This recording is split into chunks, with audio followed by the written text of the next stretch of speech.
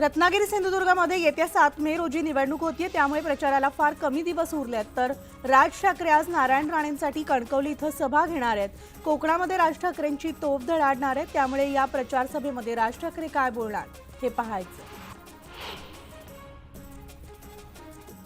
देवेंद्र फडणवीस आज सातारा दौऱ्यावर आहेत। फडणवीस उदयनराजेंसाठी मैदानात उतरलेले असून ते मतदारांशी संवाद साधणार आहेत। तर साताऱ्यामध्ये उदयनराजे आणि शशिकांत शिंदेंमध्ये लढत होतीये। मुख्यमंत्री एकनाथ शिंदे हे 2 दिवसीय कोल्हापूर दौऱ्यावर असून कोल्हापूर जिल्ह्याच्या इचलकरंजीमधील प्रचार रॅलीमध्ये मुख्यमंत्री एकनाथ शिंदे सहभागी होणार आहेत। लोकसभा निवडणुकीच्या प्रचारासाठी लेकीसाठी वडील मैदानात उतरले। सुप्रिया सुळेंच्या प्रचारासाठी शरद पवारांची वरवणमध्ये सभा होणार आहे। तर या सभेला आदित्य ठाकरे सुद्धा उपस्थित राहणार आहेत। हिंदुत्वाच्या मुद्द्यावरून शिक्षण मंत्री दीपक केसरकर यांनी उद्धव ठाकरेंवर टीकास्त्र डागलंय। आदित्य ठाकरे सावरकरांचा अपमान करणाऱ्या राहुल गांधींची गळाभेट घेत आहेत। मग तुमच्याकडे कसलं हिंदुत्व शिल्लक आहे असा सवाल केसरकरांनी ठाकरेंना विचारलाय। तर पाकिस्तान जिंकल्यावर फटाके वाजवणारी लोक उद्धव ठाकरेंच्या आजूबाजूला आहेत असा घणाघात सुद्धा दीपक केसरकर यांनी केलाय। आदित्य ठाकरेंनी भाजपवर जोरदार हल्लाबोल केलाय। आम्ही काँग्रेससोबत वैचारिक वाद सोडून गरज होती तिथंच पाठिंबा दिलाय। मात्र गेल्या 10 वर्षांमध्ये सत्तेत राहिल्यानंतर देखील भाजपला काँग्रेसनं 75 वर्षात काय केलं हे विचारावं लागतंय। मात्र सत्तेतील 10 वर्षांमध्ये त्यांनी काय केलं हे भाजप सांगत नाहीयेत असं म्हणत आदित्य ठाकरेंनी निशाणा साधलाय। आरोग्यमंत्री तानाजी सावंत यांनी भरसभेमध्ये खासदार ओमराजे निंबाळकर यांनी तेरणा कारखान्यातील भंगार विक्री केल्याचे पुरावे सादर केलेत। यावेळेस टीका करताना ओमराजेंनी विकलेलं 1 कोटींचं भंगार विकत घेणाऱ्याला 2 दिवसात लोकांसमोर आणणार असा दावा सुद्धा त्यांनी केला। हेलिकॉप्टरच्या अपघातानंतर सुषमा अंधारे आक्रमक झाल्यात। अपघात होता की घातपात याचा पोलिसांनी शोध घ्यावा अशी मागणी सुषमा अंधारेंनी केली आहे। तर आम्ही जिवंत राहू नये असं प्रशासनाला वाटतंय का असा सवाल सुद्धा त्यांनी उपस्थित केलाय। शरद पवारांच्या इंजिनमध्ये फक्त सुप्रिया सुळे यांनाच जागा आहेत, तर उद्धव ठाकरे यांच्या इंजिनमध्ये फक्त आदित्य ठाकरे यांनाच जागा असल्याची टीका देवेंद्र फडणवीस यांनी केली आहे। आणि यांचं इंजिन हलत देखील नाहीये आणि डुलतही नाहीये, एका जागेवरच ठप्प पडू नये असं म्हणत फडणवीसांनी एनडीए आघाडीवर निशाणा साधलाय। तर राहुल गांधींच्या पक्षामध्ये 26 पक्षांची खिचडी असल्याचं म्हणत फडणवीसांनी राहुल गांधींवर सुद्धा निशाणा साधलाय।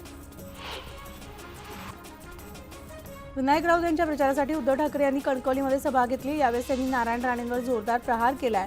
माझ्या रस्त्यात तू आडवा येच, तुला गाडून पुढे जातो असं म्हणत उद्धव ठाकरेंनी घणाघात केलाय। लाज नाही, लज्जा नाही, फक्त बडबडतोय असा टोला सुद्धा त्यांनी लगावलाय।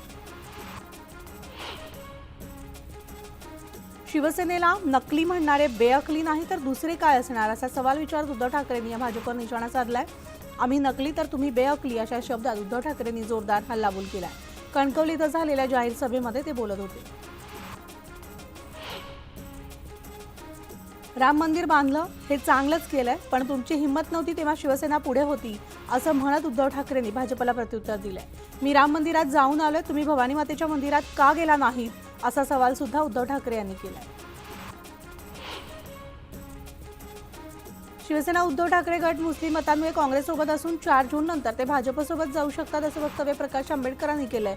तर रश्मी ठाकरे आणि अमित शहा यांची भेट झाल्याची माहिती दीपक केसरकर यांनी दिली होती। तसंच कल्याणमध्ये श्रीकांत शिंदेंविरोधात ठाकरेंनी कमकत उमेदवार दिलाय, त्यामुळे आता निकालानंतर ठाकरे आणि भाजप एकत्र येऊ शकतं असं देखील ते म्हणाले। नवी उद्योग उभारणी न झाल्यामुळे निर्माण झालेल्या बेरोजगारीचा प्रश्न, प्रक्रिया उद्योग सुरू न झाल्यानं संत्री उत्पादकांना बसलेला आर्थिक फटका, स्मार्ट सिटी आणि पंतप्रधान सडक योजनेची संथ गती इत्यादी प्रश्न नागपूर जिल्ह्यात कायम आहेत। उपराजधानीमध्ये साधन संपत्ती असून देखील विकास संथ गतीनं होत असल्याचं पाहायला मिळतंय। महाराष्ट्र पोलीस दलामध्ये 17,471 पदांसाठी भरती होतीये, तर 17,76,000 युवक युवतींना या भरतीसाठी अर्ज केलाय। यामध्ये अभियंते, डॉक्टर, बीटेक आणि MBAची पदवी मिळवणारे देखील आहेत। तर उच्च शिक्षित उमेदवारांची संख्या तब्बल 41% अधिक आहे। कुर्ला येथील भाभा रुग्णालयामध्ये रुग्ण आणि त्याच्या नातेवाईकांनी परिचारिकेला मारहाण केल्यानंतर परिचारिकांनी 2 मे 2024 रोजी काम बंद आंदोलनाचा पवित्रा घेतला होता। या घटनेनंतर भाभा रुग्णालय प्रशासनानं काही तातडीच्या उपाययोजना करत सुरक्षा व्यवस्था आणि प्रवेश यंत्रणा प्रभावीपणे राबवण्याचा निर्णय घेतलेला आहे। लोकसभा निवडणुकीमध्ये अधिकाधिक मतदारांनी मतदान करावं यासाठी महामुंबई मेट्रो संचालन मंडळानं पुढाकार घेतलाय। मुंबईमध्ये 20 मे रोजी मतदानाच्या दिवशी डीएन नगर ते दहिसर आणि अंधेरी ते दहिसर मेट्रो मार्गिकेवरून प्रवास करणाऱ्या प्रवाशांना तिकिटामध्ये 10% सवलत देण्यात आली आहे। इंडिगो कंपनीला गेल्या आर्थिक वर्षामध्ये झालेल्या घसघशीत नफ्याच्या पार्श्वभूमीवर कंपनीनं आता आपल्या कर्मचाऱ्यांना दणक्यात बोनस जाहीर केलाय। 45 दिवसांच्या वेतना इतकी रक्कम कर्मचाऱ्यांना बोनस म्हणून आता मिळणार आहे। मध्य रेल्वेवरील विविध अभियांत्रिकी आणि देखभालीची कामं पूर्ण करण्यासाठी रविवारी मेगा ब्लॉक घेण्यात येणार आहे, तर पश्चिम रेल्वेवर रविवारी दिवसकालीन मेगा ब्लॉक न घेता शनिवारी आणि रात्रकालीन ब्लॉक घेतला जाणार आहे। वारंवार पाठपुरावा करून देखील मालमत्ता कर भरण्यास टाळाटाळ करणाऱ्या 6 ऑटो गॅरेज मालमत्ता धारकांवर मुंबई महानगरपालिकेनं शुक्रवारी जप्ती आणि अटकावणीची कारवाई केली आहे। तर या 6 मालमत्ता धारकांनी पालिकेची एकूण 45,35,359 रुपये कर बुडवलाय। तर यंदापासून 5वी आणि 8वीच्या विद्यार्थ्यांसाठी परीक्षा लागू करण्यात आली। त्यामध्ये अनुत्तीर्ण होणाऱ्यांमध्ये पुणे जिल्ह्यामध्ये शहरी भागातील विद्यार्थ्यांचं प्रमाण अधिक असल्याचं निरीक्षण नोंदवण्यात आलंय। तर 5वी किंवा 8वीला विद्यार्थी अनुत्तीर्ण झाल्यानंतर पुन्हा संधी देऊनही अनुत्तीर्ण झाल्यास त्याच वर्गात ठेवण्याचा निर्णय सुद्धा घेण्यात आलाय। नवी मुंबई महापालिका क्षेत्रात गेल्या वर्षी 514 धोकादायक इमारती होत्या आणि यंदा ही संख्या 535 इतकी झाली आहे। तर नवी मुंबई महानगरपालिका कार्यक्षेत्रामधील धोकादायक इमारतींचं सन 2024-25 या वर्षांसाठी सर्वेक्षण करण्यात आलंय। सर्वेक्षणानंतर एकूण 535 इमारती महाराष्ट्र महानगरपालिका अधिनियम कलम 264 नुसार धोकादायक इमारती म्हणून घोषित करण्यात आल्या। हमखास व्याघ्र दर्शनामुळे नावारूपास आलेला ताडोबा अंधारी व्याघ्र प्रकल्पानंतर आता पेंच प्रकल्पाकडे पर्यटकांचा ओढा वाढतोय। त्यामुळेच या मागील वर्षी 1 लाखाचा पर्यटकांचा आकडा पार केलेला असताना येथील सफारी मे अखेरपर्यंत हाऊसफुल झाली आहे। मुळशी तालुक्यामधल्या वाकळी नदी परिसरामध्ये असलेल्या पुलावर कचऱ्याचा ढीग पाहायला मिळतोय। पडद्याच्या ठिकाणी दुर्गंधी पसरल्यामुळे नागरिकांच्या आरोग्याला सुद्धा धोका निर्माण झालाय। त्यामुळे आता स्थानिक प्रशासनानं याकडे लक्ष देण्याची मागणी मुळशीकरांनी केली। नागपूर शहरामध्ये 25 मे पूर्वी स्मार्ट प्रीपेड वीज मीटर बसवण्यास सुरुवात होणार आहे। नागपूर जिल्ह्यामध्ये 13 लाख वीज मीटर बदलले जाणार असून त्यासाठी आता 1.5 लाख स्मार्ट मीटर नागपुरात पोहोचल्याची माहिती मिळते। मे महिन्याच्या सुरुवातीच्या काही दिवसांमध्ये तापमान प्रचंड त्यामध्ये वाढ झाली आहे। आठवडाभर हे वातावरण कायम राहणार आहे। तर मुंबई, ठाणे, पालघर, रायगड भागामध्ये उष्णतेच्या लाटेचा इशारा देण्यात आला। विदर्भ, मराठवाड्यात सुद्धा तापमानात मोठी वाढ झाली आहे। हवामान विभागाकडून उष्णतेच्या लाटेचा इशारा देण्यात आला।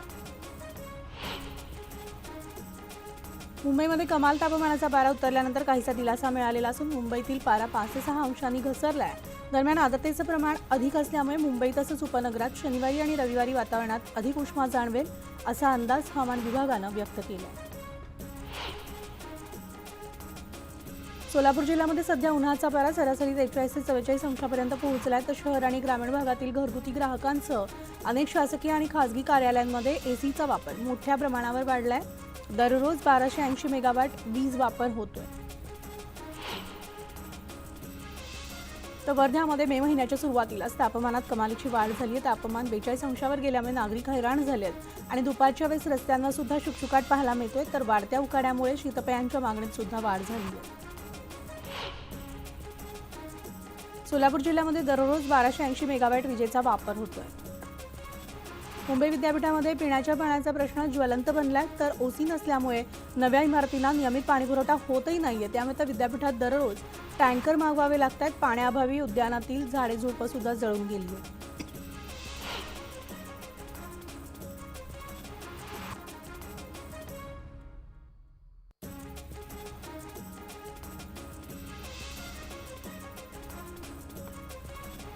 नाशिक जिल्ह्यात उष्णतेची लाट आलेली असताना झपाट्याने पाण्याचा साठा घटत चाललाय। तर उन्हाची तीव्रता वाढल्यामुळे गावोगावी पाण्याचा प्रश्न ऐरणीवर आला असल्यानं एकाच वेळेस पाण्याची मागणी सुद्धा वाढू लागली। त्यामुळे जिल्ह्यामध्ये 11 दिवसांमध्ये तब्बल 13 टँकर 30 टँकरची मागणी झाली आहे। आणि बातम्यांचं बुलेटिनमध्ये एक छोटासा ब्रेक घेऊन लगेचच परत येणार आहोत। पाहत राहा न्यूज 18 लोकमत।